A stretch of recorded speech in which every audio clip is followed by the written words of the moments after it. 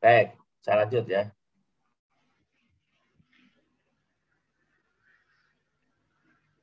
Jadi ini bab 1. Nah, jarak antara tulisan bab 1 dan pendahuluan ini 1 spasi. Ya. Jangan 1,5 atau lebih. 2 spasi enggak, 1 spasi, rapat begini.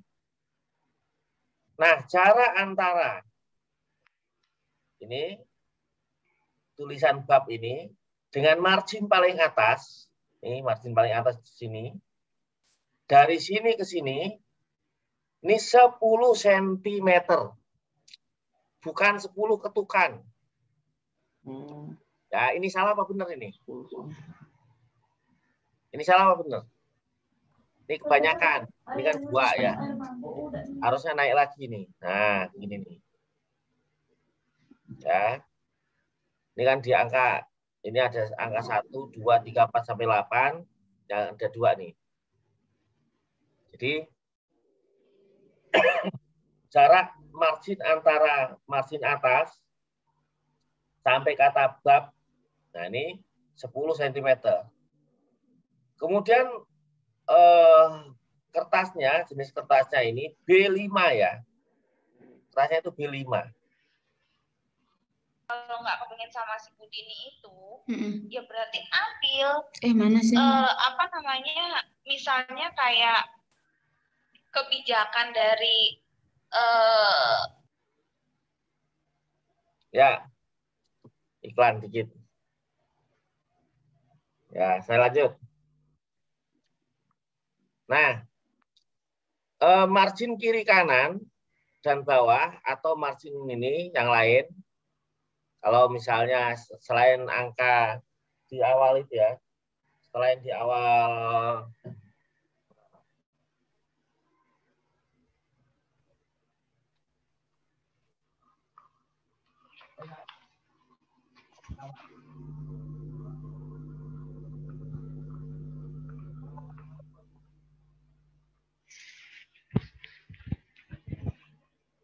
karena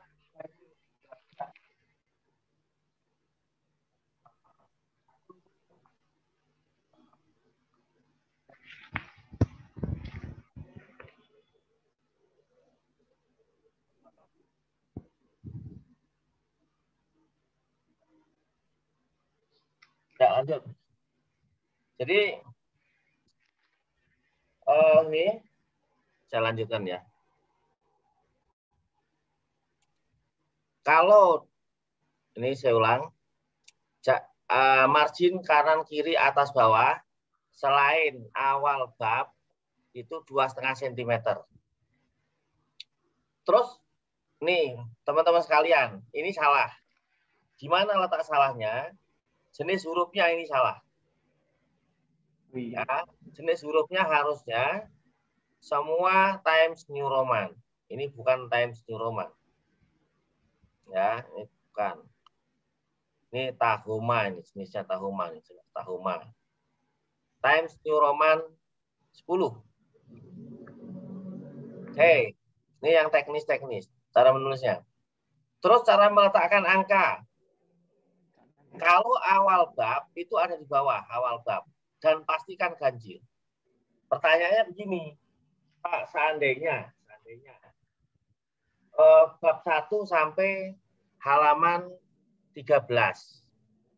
Kan harusnya lanjutnya bab 2 itu halaman 14. Terus bagaimana? Katanya harus ganjil. Oh, berarti halaman 14-nya dikosongi. Jadi awal bab 2-nya di halaman 15. Ya. Awal bab 2-nya di halaman 15. Angka 2, nah itu di sini. Di kiri. Pastikan angka ganjil di kanan. Nah, ini benar nih. Ganjil kanan, genep kiri. Ganjil kanan, genep kiri terus.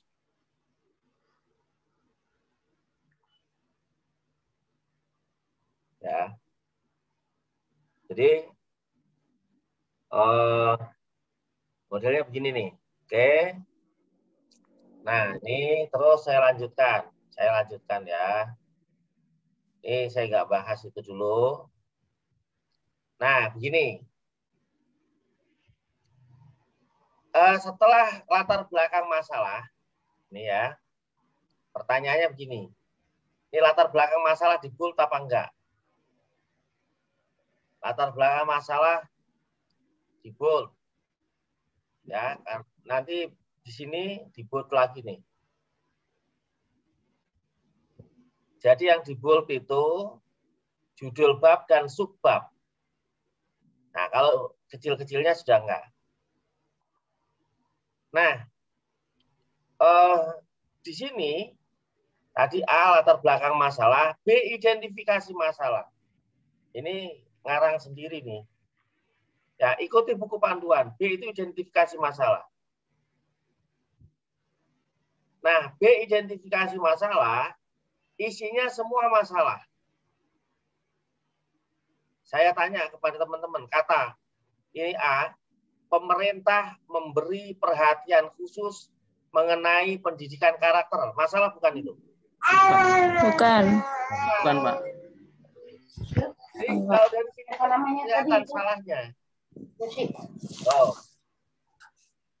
Harusnya semua masalah yang teridentifikasi ini itu semua nih di sini tuh harusnya semua masalah yang teridentifikasi. Misalnya ini contoh begini nih, nah ini mungkin apa ini maksudnya material dan spiritual tidak sinkron itu apa maksudnya? Ya, ini nggak jelas.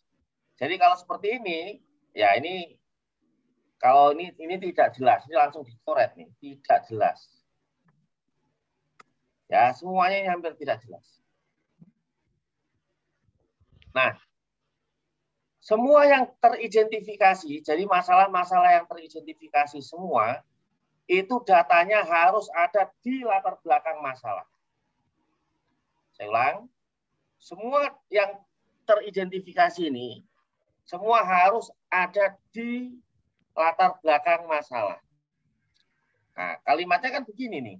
Berdasarkan latar belakang masalah di atas, yang tulis kemukakan di atas. Berarti ini semua ada di latar belakang masalah. Oh, gitu ya. Jadi ini semua, kalau misalnya A sampai apa ini, sampai L, semua datanya harus ada di latar belakang masalah. Kalau ini semua langsung dicoret besar, cret gitu ya, karena tidak sesuai. Oke. Sampai sini paham? Teman-teman ini ya, kalau saya kecepatan bilang, kalau ada yang tidak memahamkan juga bilang, langsung tanya. Nah, itu ya. Oke. Makanya ketika saya ini sampai identifikasi masalah dulu ya. Makanya ketika ini ada misalnya ini proposal yang tadi ya. Misalnya ada ini. Ada proposal satu lagi, misalnya saya proposal satu lagi. Ya, ini proposal, nggak ada namanya, tenang. Nah, ini menulis proposal seperti ini udah coret langsung. Ya, tiba-tiba ini jarak dari atas ke bawah nggak jelas. Ini menggunakan kertas jenis apa nggak jelas. Nah, ini ya teman-teman sekalian tolong diperhatikan. Latar belakang masalah tidak boleh ada ayat. Kok tiba-tiba ada ayat? Ayatnya belum masalah. Ya, yang namanya latar belakang masalah itu tadi semua masalah yang teridentifikasi. Jadi masalah tuh yang identifikasi tadi itu dibahas di latar belakang masalah. Jadi tidak ada ayat, nggak perlu undang-undang, ayat dan undang-undang teori itu nanti disimpan buat membahas di bab-bab berikutnya.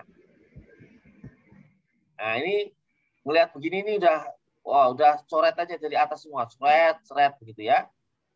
Nah, kalaupun nanti di belakang di bab 2 dan seterusnya ada ayat, ini ada ayat-ayat seperti ini, kemudian ada terjemahannya.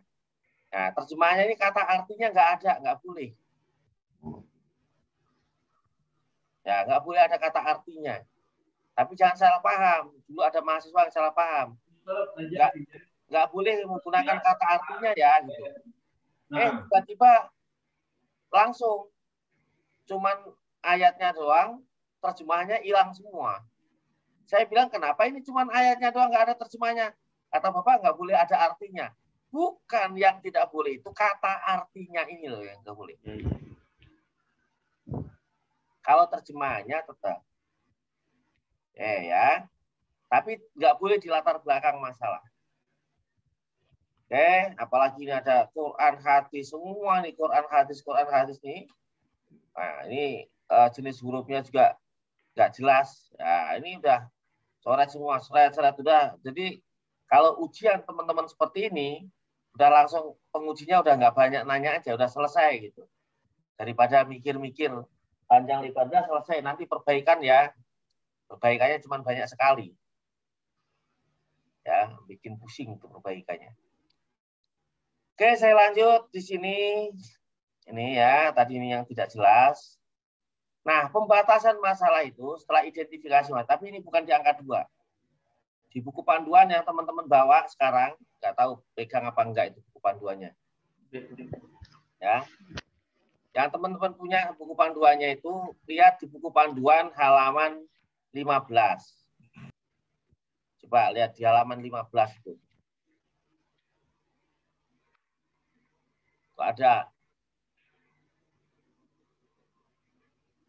Ada yang kuantitatif, ada kualitatif. Ya, yang sudah buka Bu Sri Wulan, coba benar nggak Bu Sri Wulan? Halaman 15 dan 16. Betul ya? 15. Jadi halaman 15 16 itu ada. Jadi yang kualitatif setelah latar belakang masalah, identifikasi masalah, pembatasan masalah. Namanya pembatasan masalah itu, ini kan masalah kan banyak nih. Misalnya banyak, ini misalnya masalah semua. Kalau ini tadi bukan masalah. Nah, nanti dibatasi. Jadi karena masalahnya terlalu banyak, supaya fokus dan mendalam, maka dibatasi. Ini coret semua, ini salah ini. Contoh kalimatnya coba, kalimatnya. Ini pembatasan masalah. Penelitian ini akan dibatasi karena penulis tidak akan mampu untuk membahas semua apa yang telah diidentifikasi yang sudah dikemukakan oleh penulis di atas. Maka alangkah baiknya agar lebih terarah pada penulisan ini perlu dibatasi permasalahannya, yaitu akan fokus pada proses pendidikan karakter. Proses pendidikan karakter dalam perspektif penelitian menjadi studi tokoh. Nah, ini nggak jelas semua. Batasi aja misalnya contoh dalam konteks judul ini misalnya memang masalahnya apa? Ya. Kalau misalnya konteks pendidikan karakter takwa perspektif misalnya ini tadi saya lupa ya. Misalnya perspektif Syekh Ahmad Khotib Sambas ini memang ini nanti menjawab apa? Apakah pendidikan karakter takwa yang selama ini ada itu masih ada yang kurang? Nah, jadi mudahnya begitu. Seperti kemarin yang saya contohkan. Kenapa ada metode Baghdadi misalnya? Oh, karena metode yang sebelumnya itu dianggap belum memberikan solusi yang diharapkan. Sehingga muncul metode-metode baru. Nah, itu. Jadi judul ini apa? Untuk menjawab apa? Nah, ini kalau misalnya maksa seperti ini dan tulisannya nggak jelas, kemudian diuji, jadi ya oke lah, mungkin karena ini darurat dan lain sebagainya, nanti juga gampang. Enggak juga. Itu terjadi begini nggak lulus ya nggak lulus. Gitu. Emang pernah terjadi Pak nggak lulus? Pernah. Ada yang lulusnya ditangguhkan. Karena misalnya ngejar dianggap lulus supaya sudah ujian, tapi tidak bisa ngambil ijazah, sama aja bohong. Ya. Oke. Saya lanjut. Jadi harus jelas. Permasalahannya harus jelas. Yang dijawab harus jelas. Dari sini ini banyak yang sekilas saja sudah salah. Ini kayak misalnya gini, footnote kok angkanya gede-gede seperti ini. Ini footnote macam apa? Jadi kalau misalnya Bu Nur Istiqomah ini suruh muji, lihat begini kan udah, ya Allah ini tulisannya kok berantakan begini, nggak niat benar gitu ya. Oke, saya lanjut tadi yang identifikasi masalah ya. Setelah identifikasi masalah, nanti rumusan masalah. Setelah identifikasi pembatasan, setelah itu perumusan masalah. Nah, perumusan masalah yang paling gampang untuk penelitian kualitatif itu judul kasih kata bagaimana. Ya, penelitian kualitatif itu yang paling gampang untuk rumusan masalah itu judul kasih kata bagaimana. Tujuan penelitian nggak perlu tujuan khusus, tujuan umum nggak perlu. Ya, saya ulang, tujuan penelitian itu nggak perlu tujuan khusus, tujuan umum nggak perlu. Saya mau contohkan yang lain supaya teman-teman ini nanti paham. Ada nggak ya contoh yang lainnya? Kalau di sini coba saya contohkan yang lain. Oke.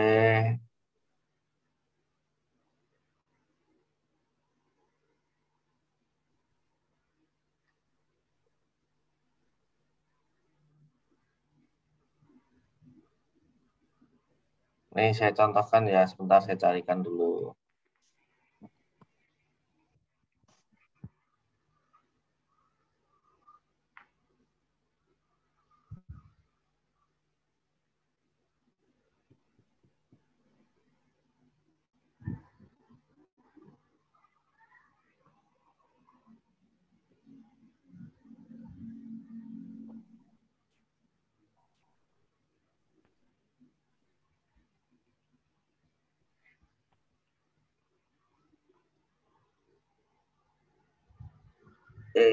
Mana yang website? Salah satu.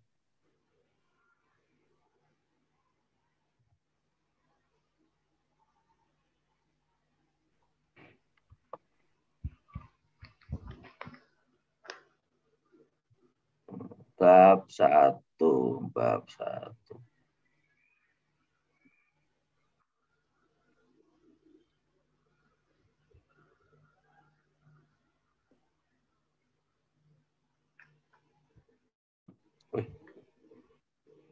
Akses request nggak bisa ini, nggak bisa buka saya nggak bisa buka. Oke, saya kembali aja lah, nanti kita diskusi saja. Saya nggak bisa buka email yang contoh. Saya kembali ke sini. Jadi contohnya misalnya tujuan itu begini. Apa sih contoh Bu Alfiatur Rohmania itu kemarin bahas apa ya Bu? Efektivitas. Ya, sebentar Pak. Nah, tadi pagi saya Iya. Efektivitas pembelajaran daring tahfidz Al-Quran dalam meningkatkan kualitas hafalan siswa.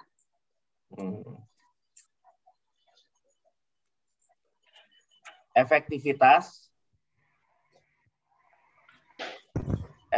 apa? Pembelajaran daring tahfidz Al-Quran di sekolah apa itu ya? Ya. Nah, saya nanya. Apa namanya? Ibu neliti itu memang ngapain? Di situ saya kan ngajar ya Pak, jadi mengalami sendiri gitu bagaimana kendalanya ketika Bu Alfi itu neliti efektivitas pembelajaran Al-Quran dengan daring itu mau ngapain? Mau melihat apakah ketika pembelajaran daring itu efektif atau tidak dibandingkan dengan tujuannya gampang kan? Tujuan penelitian itu gampang. Satu, menganalisis praktek pembelajaran Al-Quran secara daring di gampang kan bikin tujuan kan? Iya. Yes. Jadi bikin rumusan masalahnya gampang. Apa Pak rumusan masalahnya? Judul kasih kata bagaimana. Coba.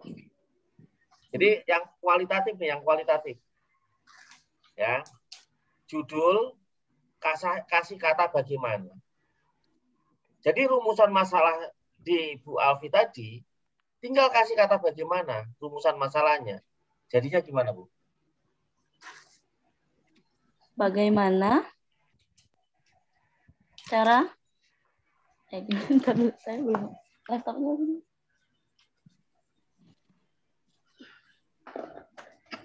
Bentar, Pak.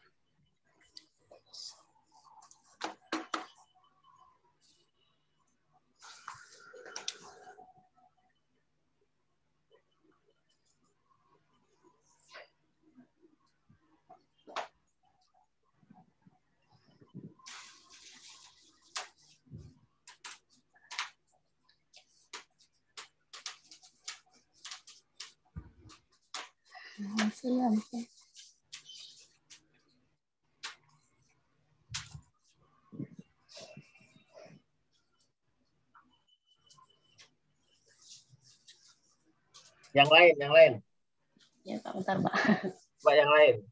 Kalau Pak Eko judulnya apa Pak Eko? Yang update ya Ustaz ya. Judulnya ini Ustaz.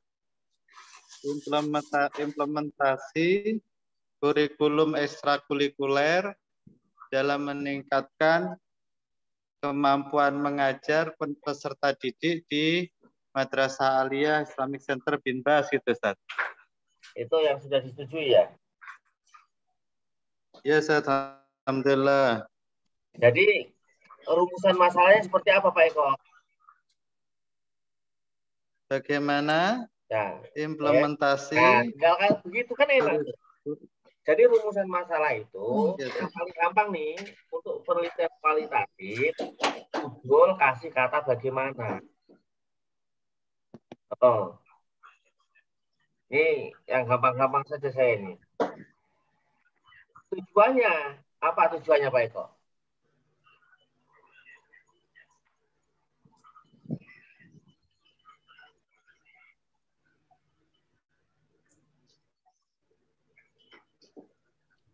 Jadi kalau tadi tentang implementasi, misalnya implementasi apa gitu ya, teman-teman semua ini S2 pasca karena ini buat tesis, tujuannya jangan untuk mengetahui. Mengetahui itu masih S1. Ya, mengetahui itu masih S1. Paling enggak tadi menganalisis.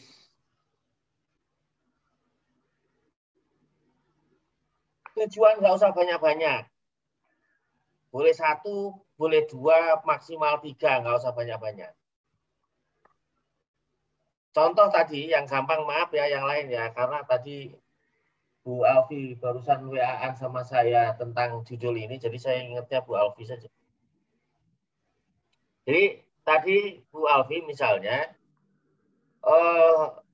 judulnya kan tadi tentang efektivitas pembelajaran daring tahfidz Al-Quran ya? Iya, Pak. Nah, kan tujuannya ngapain? Tujuannya pertama menganalisis dia efektif atau tidak. Jadi menganalisis efektivitas pembelajaran tahfidz Al-Quran secara daring di mana itu.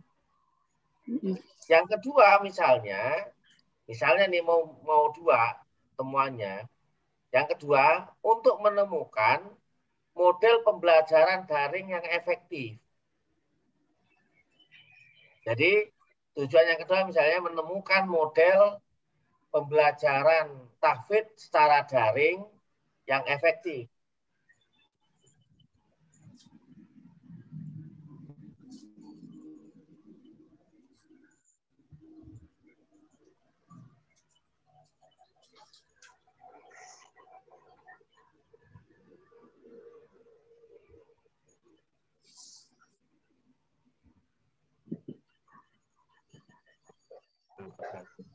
Dan ada yang tetap amar siapa? Ya, lanjut. Baik. Nah, tujuan, contoh yang kayak Bu Alfi tadi, tujuannya ada berapa? 2, Pak. 2. Pak Eko, misalnya tujuannya ada berapa? 1 atau 2, terserah. Ya, teman-teman yang lain. Yang itu, tujuan 1 atau 2 boleh. Nanti, itu paling gampang tuh. Lihat, kesimpulan itu, kalau tujuannya 2, kesimpulannya juga 2. Saya ulang ya. Kalau tujuannya 2, kesimpulannya juga 2. Berarti tujuan yang Bu Alfi tadi kan mau menganalisis. Oke, temuan analisisnya seperti apa? Itu yang pertama. Yang kedua, untuk menemukan model pembelajaran yang efektif. Itu bagaimana? Ya sudah, itu kesimpulannya. Jadi nggak usah menyimpulkan panjang lebar. Bab 2, bab 3, bab 4 itu data-data yang ditemukan. Menganalisis semua variabel yang ada sehingga di bab 5 itu sebagai kesimpulan, oh ini loh hasil analisanya. Yo. Oh ini loh pembelajaran yang efektif. Ada gitu. Jadi teman-teman sekalian bikin tesis itu, saya ulang ya teman-teman. Bab 1 tesis nih yang 5 bab. Bab 1 nanti latar belakang masalah. Latar belakang masalah itu isinya adalah identifikasi masalah. Identifikasi itu yang banyak dibatasi cukup 1.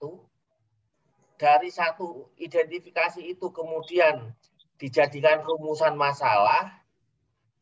Nah, rumusan masalah itu mau menjawab rumusan masalah itu mau ngapain? Itu ditulis menjadi tujuan penelitian. Nah, tujuan penelitian ini itu nanti akan dibuktikan secara konkret hasilnya ada di kesimpulan. Makanya orang uji itu, ini rahasia penguji. Kalau nggak teman nggak dikasih tahu. Ya, rahasia penguji itu gampang lihat bab 1-nya. Lihat, tujuan penelitiannya apa? Nanti temuannya apa di bab 5.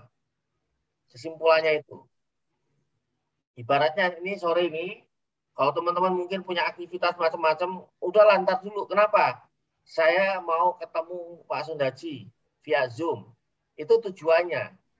Nah nanti setelah waktunya sudah lewat, ditanya lagi sama temennya, gimana tadi jadi ketemu nggak? Jadi. Tapi agak terlambat. Nah, jadi agak terlambat itu kesimpulan. Itu loh maksudnya. Jadi awalnya tadi tujuannya mau ngapain, terus di akhir setelah meneliti data-data, menyampaikan data-data di bab 2, bab 3, bab 4, baru kesimpulan itu menjawab.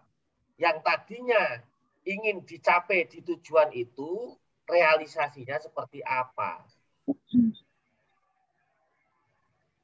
Memahamkan ya? Yang belum paham, kasih tahu nanti supaya kita ini paham betul. Oke, saya lanjut. Nah, tadi sudah ada manfaat, sudah ada tujuan penelitian. Yang tujuan penelitian itu nanti terkait betul dan akan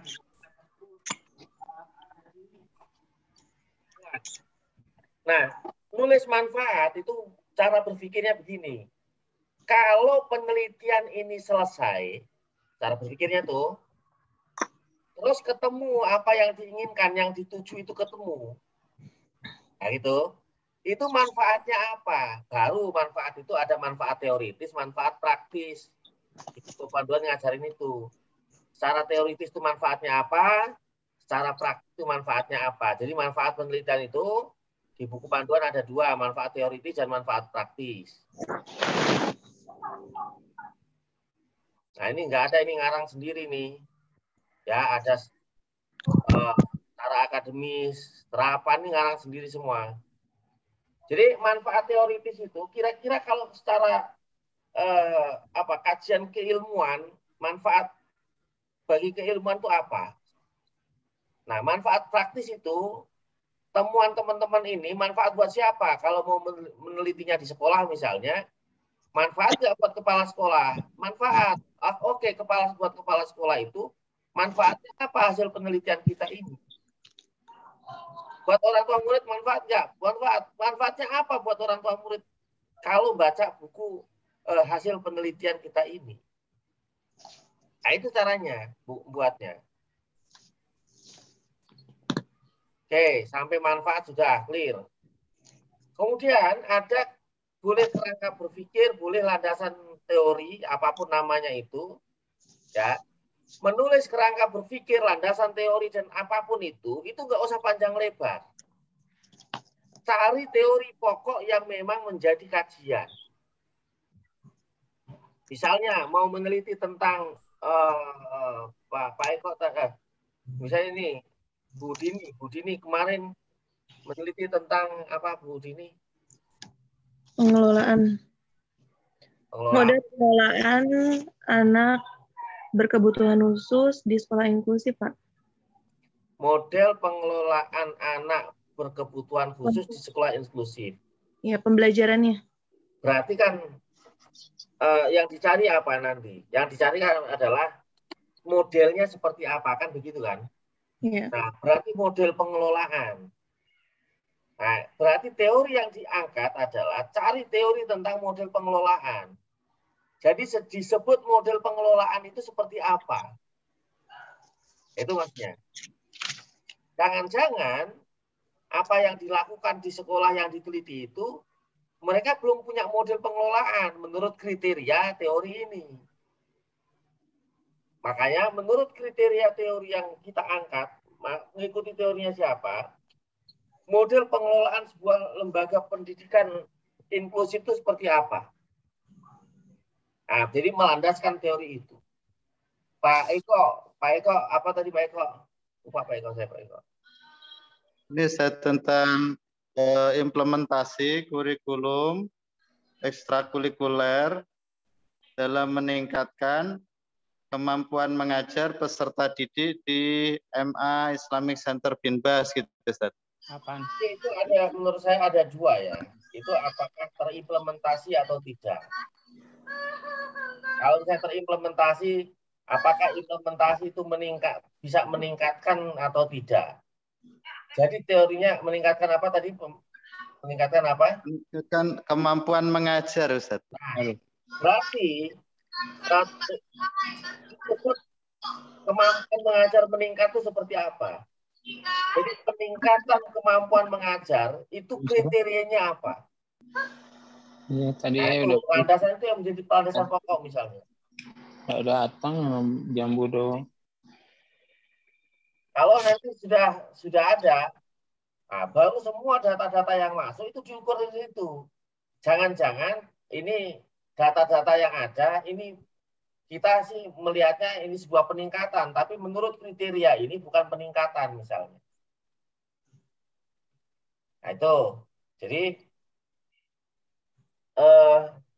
ini cari teori, nggak usah banyak-banyak. Nah ini teori apa ini? Pengetahuan moral apa ini nggak jelas. Ini coret semua ini. Ya kalau kemudian pembimbing bilang, oh ini apa dikembalikan lagi? Nyatanya begini. Jadi teman-teman kan bisa baca, ya. Tadi dari identifikasi masalah, ternyata tidak menunjukkan masalah. Pembatasan penelitian, pembatasan masalah, ternyata tidak menunjukkan itu. Ya, tujuan nggak menunjukkan itu. Maka kalau kemudian, oh ini apa, nggak bisa balik. Nah, cuman kadang-kadang memang ada langsung udah balikin. Ada yang suruh mikir sendiri kan. Nah ini saya kasih tahu, arahnya ke situ sebenarnya. Jadi mikir tujuan itu, meneliti ini tuh maksudnya ngapain, mau ngapain. Itu tujuan. Memang kalau sudah ketemu manfaatnya apa, itu manfaat penelitian.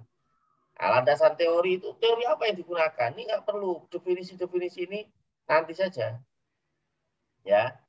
Nah, penelitian terdahulu yang relevan, atau tujuan pustaka itu, isinya adalah, kita tesis ya, tesis, atau disertasi, jangan skripsi. Tesis atau disertasi, atau paling enggak misalnya jurnal-jurnal nggak masalah, yang relevan. Manfaatnya apa?